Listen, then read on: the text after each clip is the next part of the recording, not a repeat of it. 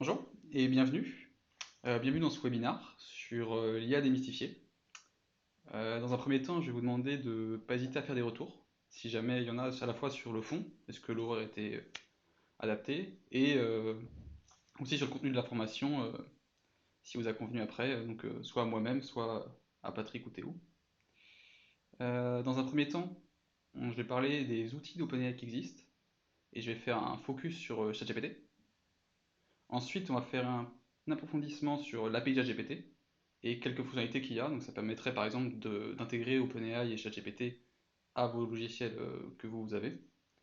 Et à la fin, je vais terminer par une partie introduction aux IA. Donc je vais faire une introduction sur c'est quoi un réseau de neurones et aussi sur quelles architectures communes pour que vous puissiez être plus à l'aise quand on parle d'IA et de l'architecture qu'il y a derrière, vous, quand vous vous envoyez dans le monde de tous les jours.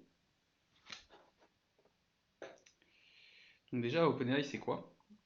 C'est une équipe fondée en 2015 à l'initiative de 6 personnes, dont Sam Altman, qui est le PDG actuel d'OpenAI, et Elon Musk, qui depuis a quitté le projet. À l'origine, c'était une entité à but non lucratif. Elle a monté 1 milliard d'investissements et le but était de faire avancer en fait le monde de l'IA, de la recherche. Donc de 2015 à 2018, elle a fait plusieurs produits dont vous n'avez probablement pas entendu parler. Donc notamment en bas à droite, vous pouvez voir, c'est une IA qui joue à un jeu vidéo en ligne. Et encore plus en bas à droite, c'est une sorte de framework pour que les gens qui font de l'IA puissent comparer les IA entre eux. Mais ce qui s'est passé, c'est que en 2019, OpenAI a changé de format, est devenu une entité à but lucratif, et l'objectif c'est de remonter encore plus d'investissements et de continuer à faire cette fois-ci des produits à but lucratif. Donc c'est là qu'est arrivé Microsoft, qui a fait 1 milliard d'investissement, 1 milliard de dollars d'investissement, et c'est depuis 2019 que OpenAI a publié les produits dont vous avez entendu parler, donc notamment DALL-E ou ChatGPT. Donc DALL-E c'est quoi? DALL-E c'est une IA qui permet, vous tapez une phrase et vous obtenez une image. Ça peut être voilà, là, des images, je demande je veux un carré noir et ça va sortir une image de carré noir. Mais il faut comprendre qu'aujourd'hui DALL-E est un peu plus mature qu'avant et ça introduit dans plein de produits du quotidien. Par exemple à droite on a un GIF qui est DALL-E mis dans Photoshop, enfin une IA similaire à DALL-E, et qui permet de faire ce qu'on appelle load painting. C'est-à-dire que non seulement on va avoir une génération d'images, mais en plus la génération d'images va être dans un contexte. Donc là par exemple on demande de générer des lignes jaunes au sol, ça va le faire dans le contexte de l'image. Si on demande tiens je veux avoir une image plus grande en haut, ça va générer une image qui fait sens en haut.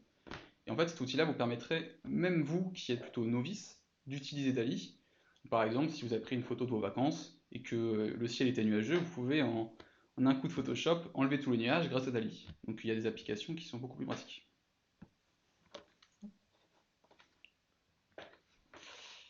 Il y a aussi un nouveau produit, c'est le 15 février que OpenAI en a parlé, c'est Sora. Et l'idée c'est que c'est une IA qui, elle, permet, quand vous tapez une phrase, d'avoir une vidéo. Et c'est un gros avancement parce que c'est une tâche beaucoup plus complexe de générer une vidéo que générer une image. Donc là par exemple, pour les petites vidéos de chiens qui jouent dans la neige, c'est simplement envoyer à une IA je veux des chiens qui jouent dans la neige, et ça renvoie une vidéo entière, et c'est très encourageant et ça aura beaucoup d'applications dans le futur. Mais aujourd'hui, on n'a pas accès à ce modèle, on a juste accès à des petites vidéos démo qu'OpenAI a bien voulu donner, ou que Sam Altman publie sur X, si jamais vous voulez aussi voir plus de ces vidéos. Donc le troisième produit phare d'OpenAI, c'est ChatGPT. ChatGPT, c'est quoi? C'est un modèle de complétion de texte. C'est-à-dire que lorsque vous envoyez un texte à ChatGPT, ChatGPT va compléter la suite. Alors il y a deux choses à comprendre ici. Le premier, c'est que en soi, quand vous envoyez une question, l'IA pourrait simplement vous renvoyer d'autres questions parce qu'elle trouve que ça fait sens. Mais il se trouve simplement que sur le corpus de texte sur lequel elle a été entraînée, généralement, la réponse, ce qui suit une question, c'est la réponse. Mais elle n'a pas été entraînée pour répondre à des questions. C'est pour ça qu'elle peut répondre des questions, elle peut donner des réponses fausses, elle peut propager des fausses informations, des contenus un peu extrémistes, parce qu'en fait, elle n'est pas faite pour répondre à des questions, elle est faite juste pour compléter un texte avec quelque chose qui fait sens par la suite.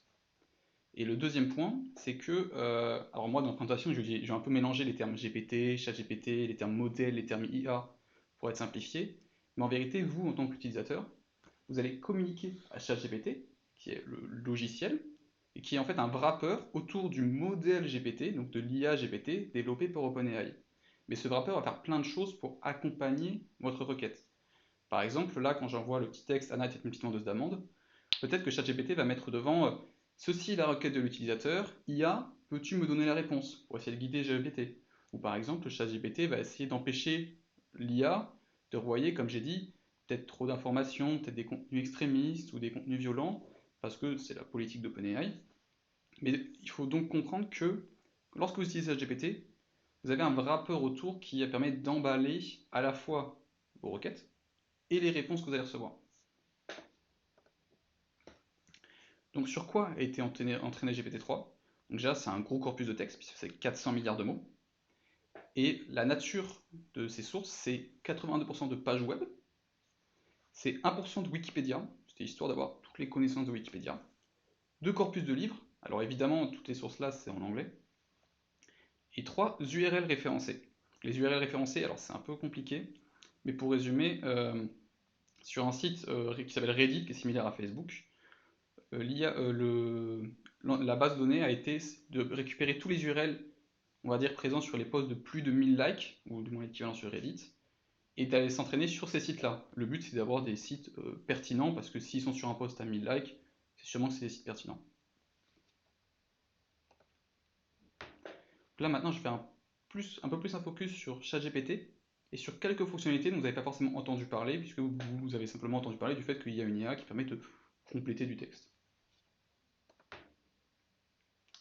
Donc le premier point, c'est que maintenant, depuis mars 2023, il y a une nouvelle fonctionnalité qui s'appelle les plugins ChatGPT. C'est une fonctionnalité en bêta, mais qui permet d'ajouter des fonctionnalités à l'outil en fonction d'un store que vous pouvez télécharger. Donc par exemple, là sur la page, sur l'élément tout à gauche, c'est une conversation avec l'IA où j'ai ajouté 2 plugins. Le premier, c'est un plugin Earth qui permet d'avoir, en fonction de localisation, les coordonnées GPS. Et je lui demande, donne-moi la localisation de Paris. En temps normal, ChatGPT aurait répondu, je n'ai pas accès à des données d'internet car je suis offline et que je n'ai pas accès à des données GPS. Mais grâce à ce plugin, elle peut répondre, oui, évidemment, la localisation de Paris, c'est telle donnée GPS. J'ai aussi installé un plugin Kayak. L'idée de ce plugin, Kayak, c'est un site qui permet de trouver des locations. Et en fait, ce système permet d'appeler et de communiquer avec l'API Kayak via ChatGPT. Là, je lui demande c'est quoi les locations demain sur Paris. Ça va interroger le site Kayak qui va nous renvoyer les différentes offres et ChatGPT va nous répondre les offres. Le deuxième élément que j'ai montré, c'est un plugin qui permet de faire des diagrammes. Donc en fait, je vais demander à ChatGPT fais-moi un diagramme de tel élément. ChatGPT va en réalité générer un diagramme ASCOIP, va l'envoyer au plugin et le plugin va lui renvoyer une image que lui m'envoie. Donc là, c'est le diagramme des saisons. Il a compris tiens, diagramme des saisons, sûrement qu'il faut que je lis printemps à été, puis été à automne et que je fasse une boucle. Et comme je l'ai dit, ces plugins, comme vous voyez au-dessus, peut télécharger depuis un store. Et il y a probablement un cas d'usage que vous avez par rapport à une utilisation que vous avez tous les jours, qui pourra peut-être se faire via ChatGPT, pas directement, mais via les différents plugins. Donc, par exemple, vous voulez interroger Kayak, mais vous avez un peu du mal à vous en sortir avec tous les filtres, vous pouvez simplement utiliser ChatGPT. Il y a une autre fonctionnalité qui est assez puissante dans ChatGPT, c'est les assistants. Donc les assistants, c'est quoi? C'est qu'au lieu de parler à le ChatGPT générique, vous allez pouvoir vous personnaliser votre propre petit ChatGPT.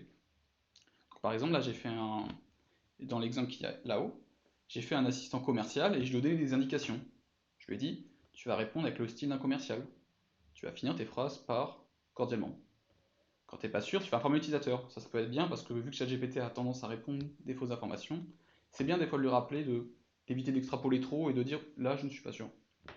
Et donc là, si on communique avec cet assistant, qui est en fait une version un peu de ChatGPT avec des indications, on va avoir ChatGPT qui va répondre avec le style que j'ai demandé. Donc salut, c'est quoi tes questions? Emoji, emoji, cordialement. Mais ça, on va dire, ça c'est la surface de la fonction des assistants. Mais vous pouvez activer d'autres fonctionnalités plus poussées sur les assistants. Donc il y en a 3, et c'est 3 que je vais détailler aujourd'hui. Le fichier de connaissances, la fonctionnalité code interpréteur, et la fonctionnalité function calling. Donc le premier fichier de connaissances permet de donner à cet assistant un fichier, ça peut être un Excel ou un PDF, et l'assistant comprendra qu'au lieu d'aller piocher dans les données qu'on a vues plus tôt, donc c'est Wikipédia, les pages web qu'il a enregistrées, il pourra aussi aller piocher dans ce PDF, dans ce CSV pour répondre à vos questions. Donc là par exemple j'ai créé un assistant et je lui ai donné comme PDF la charte de Veonium et je vais lui demander c'est quoi la devise de Veonium. Et là l'IA va comprendre, je peux aller piocher l'information et regarder si elle est dans le PDF, il va la trouver et ensuite il va vous la répondre. Donc là la devise de Veonium est Human First. C'est quoi l'intérêt? L'intérêt c'est que sans avoir à réentraîner le modèle qui vous demanderait d'avoir un ingénieur IA dans votre entreprise, vous pouvez simplement faire un glisser-déposer d'un PDF et avoir une IA qui est spécialisée dans votre fonctionnalité métier. Ça peut être par exemple, vous voulez implémenter un chatbot pour votre site web, vous pouvez simplement créer un assistant, lui donner comme PDF la FAQ de votre site, et vous avez ainsi un chatbot qui est entraîné à répondre à des questions concernant votre site web. La deuxième fonctionnalité, c'est celle de code interpréteur. L'idée, c'est que OpenAI peut comprendre que pour répondre à une de vos requêtes, elle peut générer du code Python, l'exécuter sur les serveurs d'OpenAI, et ensuite prendre la sortie de ce code, qui peut être une image, un chiffre, un fichier HTML, un fichier CSV, et vous le renvoyez. Donc par exemple, si vous lui demandez fais-moi telle fonction mathématique, exécute-moi telle fonction mathématique, il va générer le code Python, exécuter la fonction, et vous donner le retour de la fonction. Donc là, moi, l'exemple que j'ai donné, c'est je lui ai donné un CSV, je lui ai dit fais-moi une analyse de ce CSV, donc un fichier Excel. L'IA a compris que pour ça, il faudrait qu'elle génère un code Python, et elle s'est dit tiens, je vais générer un graphique. Elle a généré un graphique, donc là par exemple l'Excel c'était sur le chiffre d'affaires d'Apple, et elle a fait un graphique et elle me l'a renvoyé, permettant de faire une analyse. Alors je ne suis pas arrêté là, je me suis dit tiens, je vais lui donner un fichier de 40 000 lignes. Alors c'est un fichier de la fréquentation des bus Lastar en 2022, et comme j'ai dit il fait 40 000 lignes, et puis il y a aussi plusieurs colonnes, et je ne l'ai pas du tout décrit c'était quoi le sens des colonnes. Et là l'IA a compris, tiens je vais faire un fichier Python, mais je lui ai demandé de faire une visualisation. Et donc ce qu'elle m'a sorti, c'est pas une image, c'est pas un fichier CSV, elle m'a sorti un fichier HTML, donc une page web. Et c'est cette page web là qui détaillait la fréquentation des bus, des métros par mois. Et c'était interactif, c'est-à-dire que je pouvais cliquer et décocher le métro, etc. Alors sachant que là c'est les données de 2022, donc le pic qu'on voit en septembre, c'est à la fois donc, la rentrée des classes, mais c'est aussi l'arrivée de la ligne B sur Rennes qui a été mise en service. La troisième fonctionnalité que vous pouvez activer sur les assistants, et qui est une des plus puissantes, c'est le function calling. L'idée c'est qu'à cet assistant, vous pouvez décrire une API qu'elle peut appeler. Par exemple, là, je lui ai donné l'API weather.com/temp. Je lui ai dit, tiens, ça sert à décrire la température. Je lui ai dit que c'est une fonction get. Et je lui donne des paramètres. Et en fait, l'assistant va comprendre que pour répondre à vos requêtes, elle peut appeler cette API et utiliser le retour de cette requête pour l'aider dans sa réponse, dans la réponse qu'elle va vous donner. Donc, par exemple, je lui demande quelle température fait-il dans la capitale bretonne. L'IA comprend, tiens, je pourrais appeler cette API parce qu'elle permet d'avoir la température. Elle comprend qu'elle doit extraire les informations de ma requête pour les mettre dans les paramètres. Elle comprend que la capitale bretonne c'est Rennes, elle envoie la requête, le serveur lui répond, et là, alors qu'on ne lui a pas décrit à quoi ressemblait la réponse de la requête, elle comprend temp, c'est sûrement température, je vais prendre l'élément, elle va analyser l'élément, tiens, c'est en Fahrenheit mais dans Celsius, je vais convertir. Et en fait, cette fonction function calling permet d'interfacer OpenAI avec n'importe quelle API. Par exemple, vous pourriez vous interfacer avec l'API Lastar et en fait avoir une interface homme-machine textuelle avec une API publique. Là maintenant, je vais faire plus un focus sur l'API ChatGPT, c'est-à-dire comment vous pouvez utiliser ChatGPT et l'intégrer, non pas via la GUI, mais via l'API. Alors il faut comprendre que l'API ChatGPT permet de faire à peu près pareil que ce qu'on a vu plus tôt qui se faisait avec la GUI. Vous pouvez créer un assistant, vous pouvez lui donner des PDF, vous pouvez lui envoyer des messages, vous pouvez lui envoyer des fichiers aussi, pas seulement à l'assistant, mais juste dans les messages. Mais il y a une fonctionnalité qui marche différemment, c'est le function calling. Puisque le function calling ne fonctionne pas en donnant un chemin de requête API, il marche en décrivant une fonction appelée. Et en fait, ce qui se passe, c'est qu'au lieu d'appeler l'API, donc comme c'était dans la partie non API de ChatGPT, cette fois-ci, elle va décider de vous envoyer un message qui dit tiens, j'aimerais appeler cette fonction est-ce que tu peux l'appeler pour moi et me donner le retour? Donc si on voit avec l'exemple fait plus tôt, quand je demande quelle température fait-il dans la capitale bretonne, elle comprend, tiens, je vais pouvoir appeler cette fonction. Donc elle va vous envoyer un message qui est un peu particulier et qui a une description pour que vous puissiez le repérer, qui vous dit, je vais appeler getWeatherRen et je veux que tu me donnes le résultat. Là, à ce niveau-là, vous exécutez votre code. Donc, ça peut être un appel API, mais ça peut être aussi exécuter la fonction Python qui s'appelle getWeather, si vous préférez l'implémenter vous-même. Vous lui envoyez le résultat, et là, OpenAI comprend et fait, enfin ChatGPT fait son jus et comprend exactement pareil que quand vous avez utilisé l'API. Donc l'intérêt, c'est que vous pouvez, comme j'ai dit plus tôt, intégrer ça à votre logiciel personnalisé et en fait avoir une interface OpenAI avec votre logiciel puisque vous pouvez appeler des fonctions via ChatGPT. J'ai mis 3 exemples d'implémentation. Par exemple, la fonction, au lieu que ce soit getWeather, ça pourrait être getUsers from database et faire des appels SQL. Et comme ça, vous pouvez donner un ChatGPT à votre comptable qui n'a aucune idée de comment faire des requêtes SQL, mais vous lui donnez cette interface textuelle, vous lui permettez d'avoir des fonctions, enfin vous donnez des fonctions en lecture à ChatGPT, et ça permet à votre comptable de pouvoir requêter la base de données sans avoir des connaissances SQL et sans devoir demander au programmeur de faire une GUI pour pouvoir faire des requêtes SQL alors que ça prend du temps pour rien. Le deuxième cas d'implémentation, j'ai mis allume les serveurs présents à Rennes. C'est pour vous montrer qu'en fait dans cette fonction-là, ça ne peut pas forcément être un retour d'information, ça peut être effectuer une action. Ça vous permettrait d'avoir un peu votre propre Alexa textuel si vous vouliez. Euh, si vous vouliez par exemple, chez vous, vous avez des petits éléments d'électronique, vous voulez allumer le lave-linge, vous pouvez l'implémenter facilement et avoir une interface textuelle qui permettrait de le faire. Et la troisième idée d'implémentation, je suis revenu, donne-moi les offres de kayak pour demain. Donc en fait, on voit que ce système-là, c'est celui qui a été utilisé pour faire le plugin kayak. C'est-à-dire que c'est simplement donner accès à l'API kayak à OpenAI via le code ici. Ça veut dire vous allez implémenter la fonction getOffersKayak, et c'est juste que dans getOffersKayak, vous allez faire des appels à l'API. Lorsque vous utilisez l'API, il faut choisir quel modèle utiliser. Vous avez le choix entre GPT-4, qui est la dernière version, et GPT-3. Et pour choisir lequel des deux vous voulez, c'est un compromis. Par exemple, GPT-4 est plus performant. GPT-4 va aussi beaucoup mieux réussir les fonctionnalités un peu avancées que je vous ai présentées. Donc par exemple le function calling, le code interpréteur. Alors GPT-3 aura beaucoup plus de mal. Il y a le délai, puisque GPT-4 va être un peu plus lent que GPT-3, parce que plus gros. Et le budget, parce que GPT-4 coûte beaucoup plus cher à utiliser que GPT-3.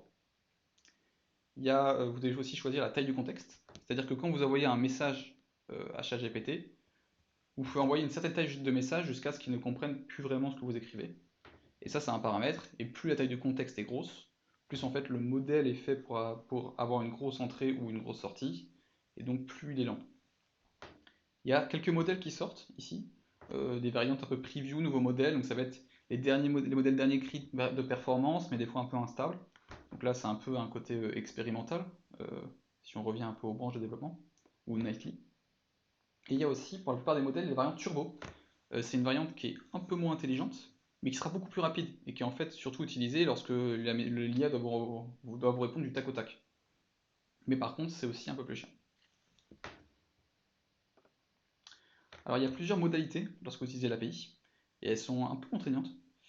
La première, c'est que le coût, donc pour un appel, c'est le coût de tous les mots que vous nous envoyez en entrée à la requête, et tous les mots qu'il vous envoyez en sortie de la requête. Donc, si vous envoyez un roman à l'IA, ça va vous coûter cher. Si l'IA vous répond un roman, ça va vous coûter cher. Le deuxième point, c'est aussi si vous avez une conversation avec l'IA. C'est-à-dire que vous lui envoyez un message, elle vous répond, puis vous renvoyez un message, puis elle répond, puis vous renvoyez un message, elle répond. En fait, à chaque fois que vous allez faire un nouveau message, ça va renvoyer tout l'historique de la conversation à l'IA pour qu'elle comprenne, ah bah tiens, peut-être qu'il fait référence au premier message. Et ça coûte très cher puisque ça fait beaucoup de mots à l'entrée, et on a vu que le coût est par mot à l'entrée. Donc il ne faut pas hésiter des fois quand vous utilisez l'IA via l'API à recommencer les conversations, l'utiliser la même, parce que ça peut être très vite très coûteux. Et le dernier point, c'est que les fonctionnalités avancées que je vous ai présentées, donc notamment le function calling ou le code interpréteur, des fois, alors que vous ne le voyez pas, en fait, envoient d'autres messages, eux, à l'IA. Et en fait, ça fait encore utiliser plus de mots, donc c'est encore plus cher. Donc c'est à garder en compte, c'est que les fonctions avancées peuvent aussi coûter très cher. Et aussi, quand vous manipulez un CSV, des fois, ça va réinsérer tout le CSV à l'IA, donc ça va là aussi coûter cher. Il y a des limites d'utilisation à l'API. Alors en fonction de quel budget vous mettez dans l'IA et quel business plan vous choisissez, toutes ces limites ne seront pas présentes. Mais dans les premiers tiers, par exemple, il y a une limite de mots par minute, de requêtes par minute, de requêtes par jour. Et ça peut être contraignant, bah, notamment les mots par minute, en fonction de cas d'utilisation.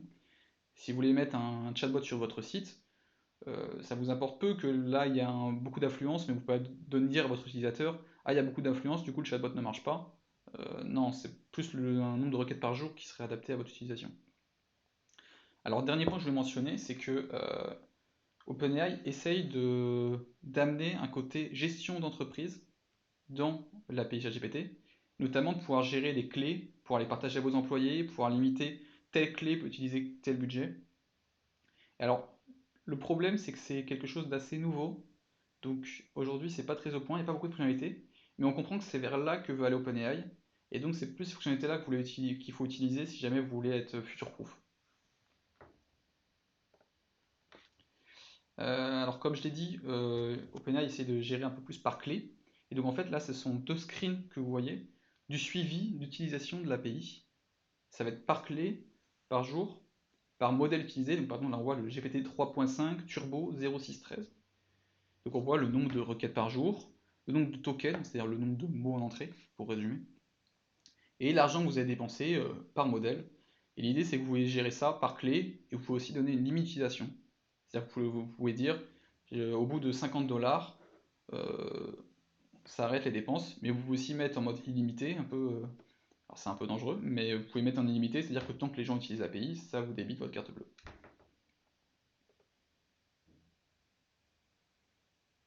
Alors maintenant, je fais un focus un peu plus important sur les concepts IA, et notamment là sur la première partie, je vais expliquer les réseaux de neurones. Alors sur cette partie-là, si vous loupez un peu le coche, si vous avez un peu moins à comprendre, ça va pas durer très longtemps, et vous pourrez suivre après. Donc, pourquoi déjà on parle d'un neurone alors qu'on est en intelligence artificielle et pas en biologie? L'idée, c'est que pour créer ce neurone, on s'est inspiré de la vraie vie. Et donc dans la vraie vie, là, c'est un petit schéma d'un neurone. Et en fait, un neurone est une unité qui, en fonction des entrées électriques qu'elle va avoir, va décider si elle va faire une sortie électrique elle aussi ou pas. C'est-à-dire que là, on va avoir des impulsions électriques pour essayer d'activer le neurone, et le neurone ici va décider est-ce que je m'active ou pas. Et c'est de ce schéma-là qu'on s'est inspiré pour faire un neurone en informatique, où en fait on va avoir plusieurs entrées, ça va être des chiffres, le neurone qui va faire un processus qui est l'unité de traitement, et qui va décider oui ou non elle va s'activer en fonction des entrées, et en apprenant à donner plus ou moins d'importance à telle entrée. Donc ça va être dire, ah bah tiens, X2 c'est très important pour que je m'active, donc je vais lui donner encore plus d'importance. Alors pour mieux comprendre, j'ai fait un petit exemple. Par exemple, c'est une tâche très très simple qui serait un neurone qui essaye de deviner à quel point il fait chaud.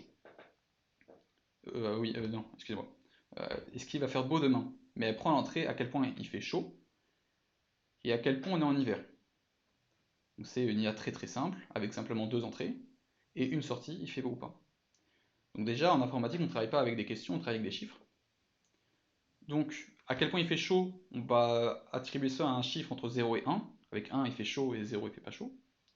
À quel point on est en hiver, on va donner 0 au fait qu'on soit en plein été, 1 au fait qu'on soit en plein hiver. Et en sortie, pour dire il fait beau, on va sortir 0 si jamais il fait pas beau, et 1 si on pense qu'il va faire beau. Et pour donner de l'importance pour donner de l'importance aux entrées, donc ça veut dire pour donner plus d'importance au fait qu'il fasse chaud pour savoir s'il fait beau, ou au fait qu'on soit en hiver pour savoir s'il fait beau, on va associer un poids à chaque élément pour dire bah, plus le poids est important, plus cet élément est vraiment important pour que je m'active, donc pour dire ah il va faire beau. Et en sortie, on va se dire bah, si je suis au-dessus d'un certain seuil d'activation, c'est-à-dire que si je suis à 0,1, bah, c'est suffisant pour dire que je pense qu'il va faire beau, et puis si on est en dessous, on va dire que non. Donc si je donne un exemple numérique, disons qu'on est en plein mois d'été, donc on a 1 à l'entrée, il fait très très chaud plutôt, donc on a 1 à l'entrée, mais on est en hiver, qu'on fait 1 dans la deuxième entrée. Ensuite on aura les poids, donc l'IA a décidé que à quel point il fait chaud, bah, c'est un peu important, mais a décidé qu'au fait qu'on soit en hiver, ce soit plutôt négatif. Le neurone, lui, va faire une somme pondérée de toutes les entrées, il va arriver à 0,1, c'est-à-dire qu'il est un peu confiant qu'il va faire beau, mais pas beaucoup. Et ensuite, on aura ici l'activation qui dit, bah, si on était un peu confiant, on a décidé que finalement on serait à 100% confiant, et donc on va faire la prédiction, il fait beau. Et en fait, ce schéma-là, vous avez ici à gauche, c'est le schéma traditionnellement d'un neurone qu'on trouve en IA. C'est-à-dire que vous avez x1, x2, il peut être jusqu'à xn, et c'est des entrées. On a w1, w c'est pour weight, ça veut dire poids en anglais, qui est à quel point on donne de l'importance à telle entrée. Vous avez la lettre grecque ici qui veut dire somme, et c'est pour dire qu'on va faire une somme pondérée de toutes les entrées par les poids. On a le graphique ici qui est la fonction d'activation, et cette fonction d'activation correspond à, bah, si on est un peu activé, on s'active totalement, c'est-à-dire que là, tant que le chiffre est à 0, on renvoie 0, et dès qu'on passe au-dessus de 0, on renvoie 1. Ah, je vois enfin vos messages.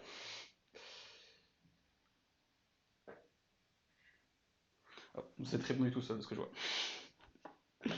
Et la sortie, ça correspond à quel point d'activer. Et en fait, il faut comprendre, si on revient sur le schéma du neurone, que le fait que telle entrée soit sollicitée ou non, donc à monter le poids, dans un neurone, ce serait l'équivalent de donner une moindre résistance électrique à l'entrée. Pour dire, bah non, c'est quand ce côté-là s'active, je veux absolument que ma sortie électrique fonctionne aussi. Et au contraire, baisser le poids, ça voudrait dire augmenter la résistance de cette entrée-là pour dire, bah, ça va moins être activé pour la sortie.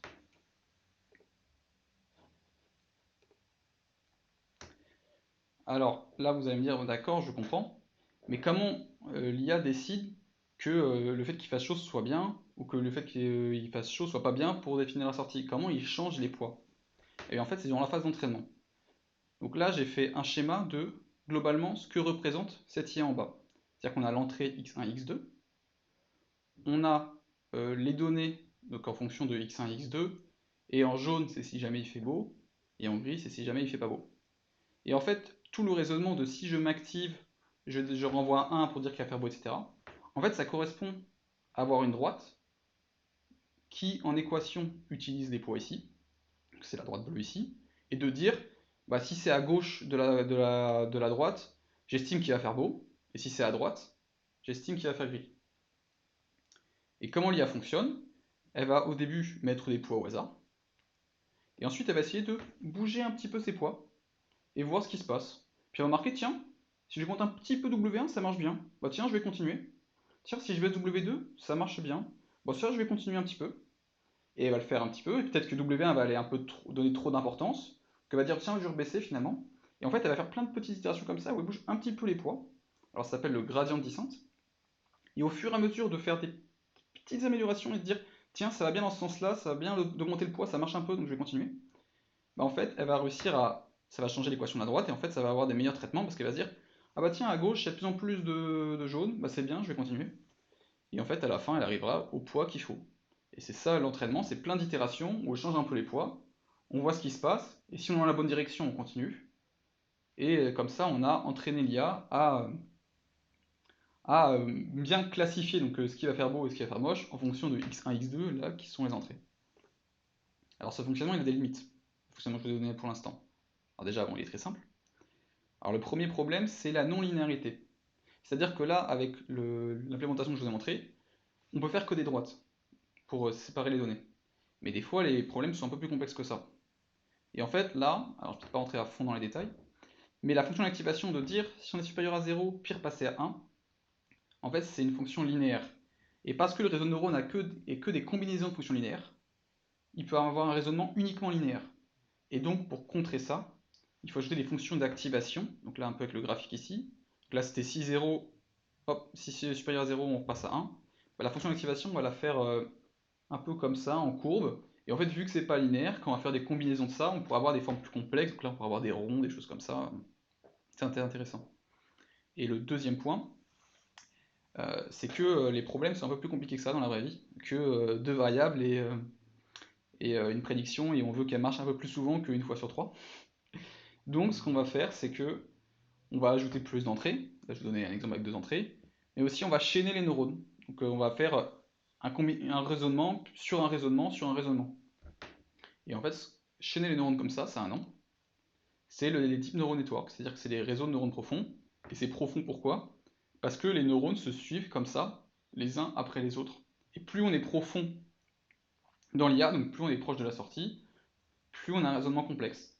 Donc, par exemple, j'ai mis un exemple ici, si on reprend les graphiques que j'ai fait, peut-être que les premières couches de réseau de neurones, donc ça c'est une couche, ça c'est une couche, ça c'est une couche, peut-être que les premières couches de réseau de neurones euh, ont des raisonnements plutôt simples, ça va être par exemple voilà, des gaussiennes, mais les couches de neurones après, eux, ça va être des combinaisons de gaussiennes, donc ça va être des formes encore plus complexes, et ensuite ça va être des combinaisons de combinaisons de combinaisons de gaussiennes, ça amène à un raisonnement plus intelligent. C'est-à-dire peut-être que ce neurone-là, il va pouvoir s'activer si x1 est élevé mais pas x2, mais celui-ci, du coup, va pouvoir s'activer si x1 est élevé mais pas x2, mais un peu x2 mais pas trop x3, sauf dans le cas où x2 et x3. Donc en fait, on comprend que plus on va profond dans le réseau de neurones, plus on a un raisonnement complexe. Là, j'ai fait un exemple avec une IA qui classifie des images. Dans les premières étapes, elle va apprendre à reconnaître des formes plutôt abstraites. Dans la deuxième étape, elle aura appris à reconnaître des combinaisons de formes abstraites. Donc en fait, là, on voit des yeux, des nez, etc. Et plus on va profond dans le réseau de neurones, plus elle va apprendre à faire des combinaisons de ses nez, de ses yeux, etc. Et en fait, faire des visages. Donc en fait, plus on est profondément dans le réseau de neurones, plus on est sur des combinaisons de combinaisons de combinaisons de raisonnement, et plus en fait on a une intelligence. Alors là, si vous avez suivi, vous me dites, mais c'est bien les IA de classification d'images, mais là j'avais compris que c'était que des chiffres en entrée. Comment on fait? Enfin, du coup, on ne peut pas mettre d'images en entrée, donc j'ai de mettre des chiffres. Et là, je ne vais pas rentrer dans les détails là aussi. Hop. Je ne vais pas rentrer dans les détails, mais en fait, on a des moyens, ça s'appelle les réseaux de convolution, pour transformer des images en suite de chiffres. Alors là, faudra vous renseigner par vous-même, parce que c'est un peu trop compliqué pour le temps qu'on a aujourd'hui, mais c'est possible. Euh, alors là, pour les réseaux de neuroprofonds que j'ai introduits, on a un nouveau problème qui se met par contre. C'est que par exemple, là, on se retrouve avec le même problème x1, x2, où on aimerait séparer les jaunes des gris. Idéalement, on aurait un raisonnement plutôt simple. Mais parce que les réseaux de neurones profonds arrivent à faire des formes de plus en plus complexes, donc sont de plus en plus intelligents, ils vont se mettre à se focus sur des détails qui sont anodins.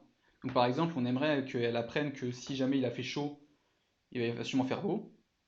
Mais peut-être qu'elle va se souvenir, c'est que s'il fait 29,5 degrés, il fera beau, mais s'il fait 29,8, il fera pas beau, parce qu'elle l'a vu une fois dans son dataset, son SOL d'entraînement. Et en fait, ce raisonnement est trop compliqué, et c'est pas quelque chose d'assez générique. Et donc en fait, ça va bien s'appliquer aux données d'entraînement, mais dans la vraie vie, ça va pas marcher. Et ça, c'est un problème des réseaux de neurones profonds, et il y a plusieurs solutions à ça. Donc il y en a une, c'est d'acheter du bruit, c'est-à-dire que pendant qu'on va s'entraîner, donc là j'ai dit comment quand on bouge la droite pour arriver au bon raisonnement, on va essayer de bouger un peu toutes les variables, comme ça elle aura plus de mal à se focus sur un petit détail. Et le deuxième point, c'est ajouter toujours plus de données. Et ça, c'est vraiment le truc à retenir du réseau de neurones profond, enfin un des éléments, c'est qu'il faut beaucoup, beaucoup de données, parce qu'en fait elle est tellement intelligente que si on ne lui donne pas beaucoup de données, elle va se focus sur des petits détails. Il faut comprendre que par exemple le perceptron, donc c'est le petit réseau que je vais montrer à un neurone, ça date de 1957. Le terme réseau de neurones profond, il date de 1987. C'est-à-dire que ça fait plus de 20 ans qu'on sait faire des réseaux de neurones profonds. Mais pourquoi on ne les fait pas? Pourquoi on ne les faisait pas? Premier cas, c'était aussi parce qu'on n'avait pas la puissance de calcul, et ça on va revenir juste après dessus. Et le deuxième point, c'est simplement qu'il n'y avait pas assez de données, alors qu'aujourd'hui avec Internet on a des données beaucoup plus importantes. Par exemple, ça c'est un graphique du nombre de mots nécessaires pour entraîner des IA de texte. Donc là tout en haut, vous pouvez voir un peu, après 2019, vous pouvez voir GPT, et c'est une échelle logarithmique sur la verticale.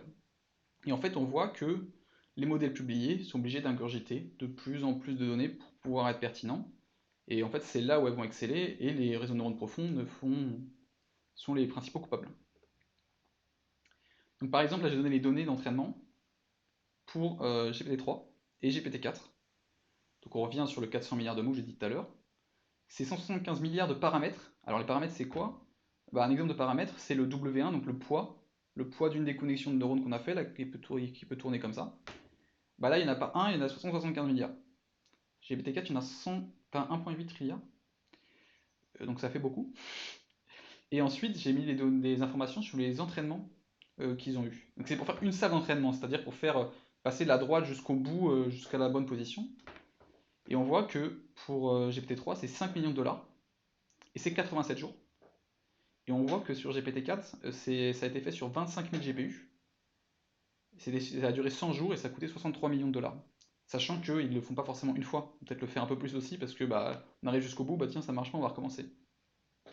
Donc, alors déjà l'écologie et LLM, c'est du coup un petit sujet que vous comprenez un peu mieux, mais faut comprendre aussi que bah, c'est pas tout vient à un coût et le coût c'est beaucoup de données, beaucoup d'argent et beaucoup de temps.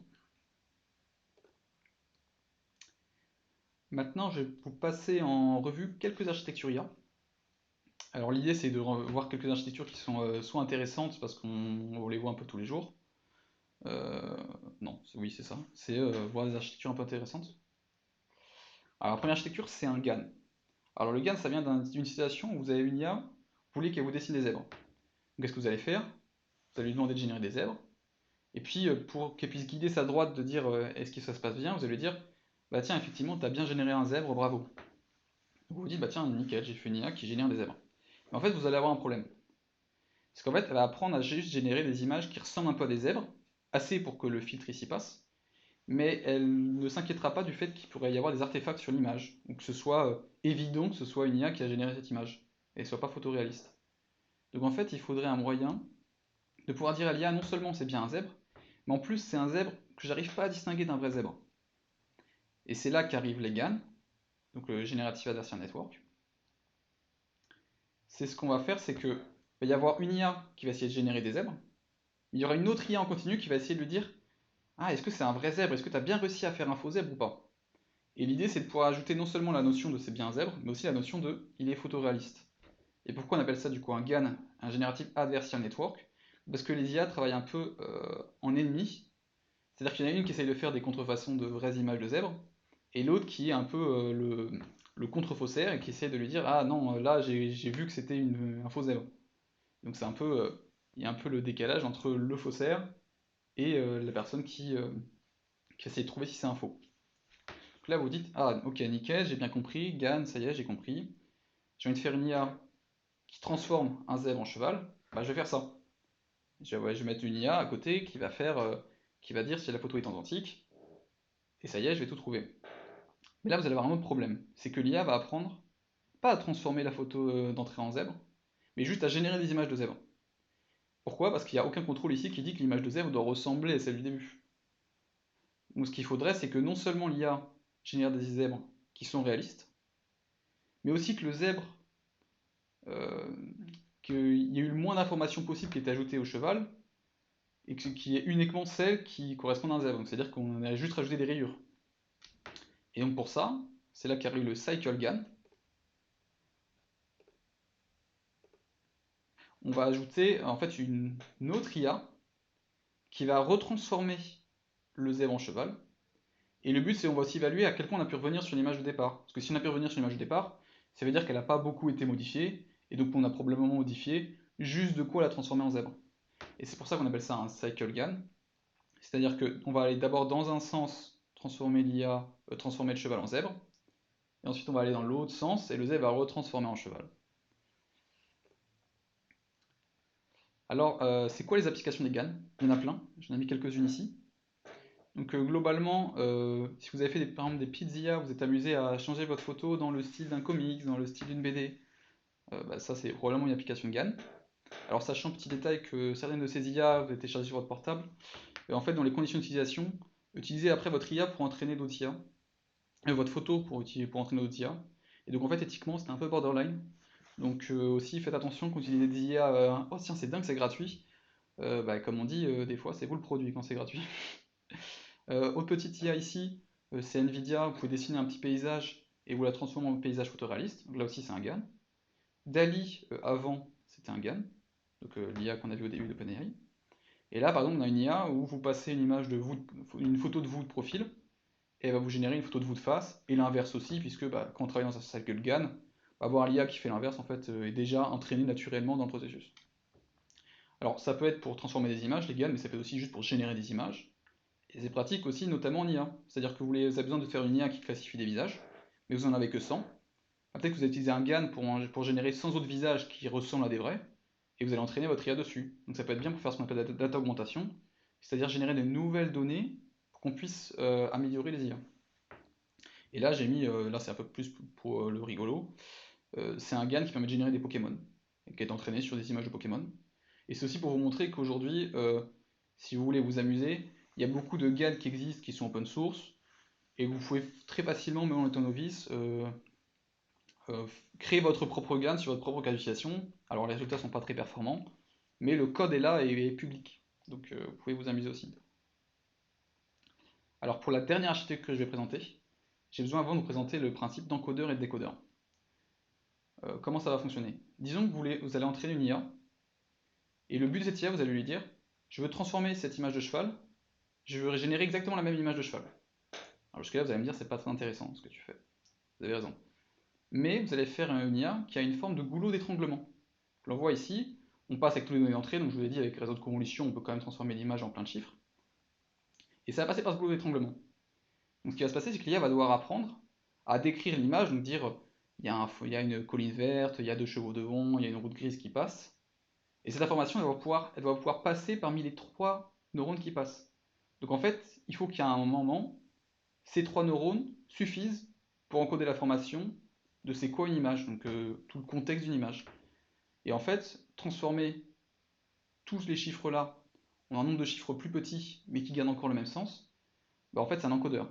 Alors ceux qui ont fait télévision numérique ont peut-être vu venir le truc plus vite. Mais du coup, la partie gauche de l'IA, en fait, elle apprend à transformer plein de chiffres représentant l'image en moins de chiffres, donc c'est la partie encodeur. La partie droite, c'est l'inverse, elle apprend à reconnaître le milieu, à passer les petits chiffres du milieu et à reconstruire une image, donc c'est le décodeur. Et au milieu, les trois chiffres qui représenteraient l'image au milieu, en fait, c'est le format de compression de l'image. Donc c'est un moyen de représenter l'image avec moins d'éléments.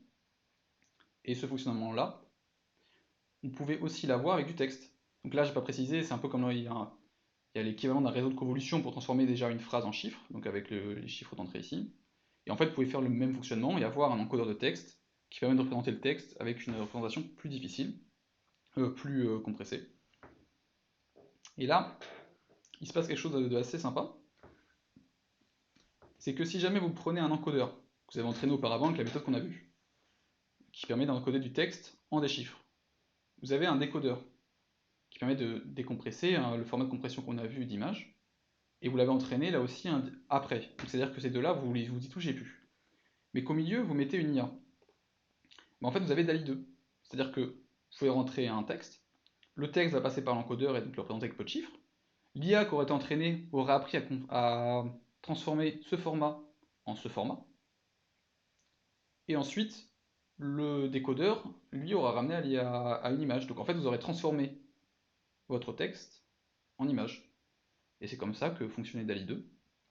C'est ce fonctionnement-là, et c'est comme ça que fonctionnent beaucoup d'IA génératrices d'images depuis un texte. C'est grâce à ce mécanisme d'encodeur. Euh, que je vous ai présenté les GAN tout à l'heure, mais aujourd'hui, DALI 3, la dernière version de DALI, c'est pas un GAN, c'est un modèle de diffusion. Et c'est bon, la dernière structure que je vais présenter aujourd'hui. Alors, comment ça fonctionne? Vous partez d'une image et vous ajoutez du bruit. Et vous entraînez une IA à enlever un petit peu de bruit de cette image. Par exemple, vous entraînez une IA à transformer une image bruitée à 60% vers une image bruitée à 45%. Et aussi, vous l'entraînez à débruiter de 45% à 40%. Et de 40% à 30%. En fait, vous faites une IA qui s'entraîne à enlever du bruit d'une image. Mais ce qui se passe, c'est que c'est ce que maintenant vous trichez, et au lieu de lui passer une image qui était bruitée, vous lui passez uniquement du bruit. En fait, cette image va commencer un peu à halluciner des patterns, et va halluciner qu'en fait c'était une image qui avait été bruitée comme le reste, et en fait elle va générer une image. Donc là par exemple, si vous êtes entraîné sur une base de données de fleurs, elle va imaginer des fleurs depuis le bruit de départ, et générer une image. Donc par exemple, si vous utilisez certaines IA de génératrices d'images, vous avez probablement déjà vu cette petite animation d'images qui semblent apparaître dans du bruit. En fait, c'est simplement une retranscription de l'architecture qu'il y a derrière. Et c'est le mécanisme de modèle de diffusion. Et là, vous allez me dire, bon, c'est très bien, mais l'IA DALI, elle fait pas ça. DALI, elle génère pas juste des images, elle génère des images en fonction du texte que j'ai donné. Et oui, vous avez raison. Et en fait, quand vous entraînez l'IA à enlever le bruit, vous l'entraînez en fait à enlever le bruit, et aussi en sachant qu'est-ce que vous débruitez. Donc ça va être j'apprends à débruiter tel élément en sachant que c'est aussi une fleur devant une voiture. Et en fait, quand vous entraînez l'IA comme ça, vous l'entraînez aussi à être conditionné en fonction de la section d'entrée, de quoi débruiter. Et donc c'est comme ça que fonctionnent ces IA. Hop. Et donc notamment DALI, donc, dont j'ai parlé tout à l'heure, c'est ça qu'elle utilise. Et Imagen, qui est l'équivalent de DALI développé par Google, c'est ça aussi qui est utilisé. Mais par contre, là, si vous entendez le mot diffusion, peut-être que vous pensez à Stable Diffusion, qui est une autre IA comme ça, et vous dites, ah, mais Stable Diffusion, c'est pareil. Pas tout à fait. Pourquoi? Parce que Google et DALI ont fait le choix d'ajouter du bruit là sur une image directement, c'est-à-dire littéralement bouger des pixels et puis faire des traitements sur une image entière. Mais ça, c'est très coûteux, parce que à chaque étape ici, on a un réseau de convolution, comme je vous ai montré, donc qui doit retransformer une image en texte et refaire le traitement, et puis ensuite on doit retransformer en sortie les chiffres en images et refaire le traitement. Et donc ce qu'a décidé de faire Stable Diffusion, c'est tout simplement de ne pas utiliser les images directement pour les bruiter, mais d'utiliser le format de compression, donc comme on a vu tout à l'heure, c'est-à-dire simplement utiliser des décodeurs d'images pour les créer, des encodeurs d'images pour les créer, et travailler directement sur ces chiffres-là, et c'est plus efficace, et c'est comme ça qu'elle fonctionne. Et pour ceux parmi vous qui sont un peu plus connaisseurs et qui vont me demander comment fonctionne Midjourney, ben, je dois avouer que je n'ai pas l'information, sachant que Midjourney utilise probablement quelque chose de similaire à la diffusion, mais je n'ai pas eu le temps de checker les sources, pour être tout à fait franc. Mais voilà, mais c'est probablement dans le même style. Alors j'ai terminé la présentation. Alors j'espère que maintenant vous êtes un peu plus à l'aise avec des termes liés à l'IA. Donc ça va être réseau de neurones profonds, j'ai mis les GAN, peut-être ChatGPT. J'espère aussi que vous avez envie d'utiliser ChatGPT, peut-être par exemple avec des fonctionnalités que vous ne connaissiez pas avant, donc les assistants, ou que vous pensez à un cas d'utilisation dans un logiciel que vous avez. Et si vous voulez aller plus loin, vous pouvez donc déjà aller tester ChatGPT comme j'ai mis. Vous pouvez récupérer du code open source. Il y a plein de codes aujourd'hui pour faire des petites IA, même des petites bidouilles si jamais vous n'êtes pas forcément un as en IA. Et il y a de quoi s'amuser. Par exemple, il y a des Google Colab pour, depuis la photo de quelqu'un, réussir à le faire danser, et alors, en ayant juste à la base une photo fixe. Et il faut aussi lire des papiers de recherche. J'ai essayé de lister les papiers de recherche que j'ai utilisés dans la présentation. Là, j'en ai remis quelques-uns en sortie. Et vous pouvez aussi aller voir le site d'OpenAI, qui notamment, par exemple pour Dali ou pour Sora, a fait vraiment une page très jolie et très explicative et très simplifiée de à quoi vont servir ces IA, notamment le lien pour Dali, pas pour Dali 2 ou 3, mais pour Dali, la première version, qui explique c'est quoi toutes les applications en fait de la génération d'images et à quoi ça peut servir. Donc là on est arrivé à la fin de ce webinaire. Je vais rester encore quelques minutes pour répondre à vos questions si vous en avez. Et je vous invite à, comme je l'ai dit en début de présentation, de faire des retours à la fois sur l'horaire qui a été choisi pour la présentation, mais aussi le fond. Les avancées comme assistant commercial sont-elles disponibles avec la version GPT 3.5? Oui, notamment la fonctionnalité assistant, oui, mais comme je l'ai dit, elle marche pas très bien. Par exemple, quand on utilise un appel de fonction, des fois elle va avoir du mal à comprendre quels paramètres insérer dans la fonction, mais sinon oui. Mais pas tous les modèles ChatGPT 3.5, il faut regarder sur la documentation, ils vont dire c'est tel modèle sorti qui l'a fait, etc.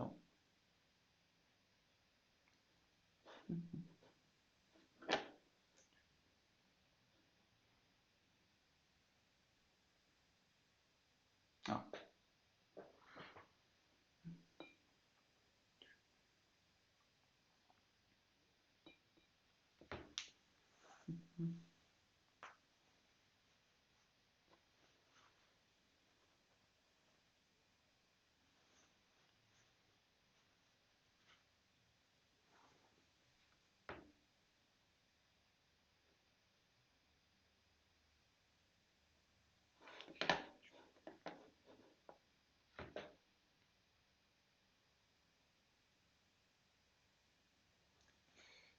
Donc s'il n'y a pas d'autres questions, je termine le webinaire ici. Je vous invite de toute façon, si je me souviens bien, la VOD sera disponible sur le site, et enfin, sur le LinkedIn directement. Et sinon, vous pouvez aussi me poser des questions à moi ou alors à Patrick ou Théo Le Prince. Et comme j'ai dit, encore une fois, à faire des retours sur la formation. Voilà. Bonne journée et bon appétit à ceux qui n'ont pas encore mangé.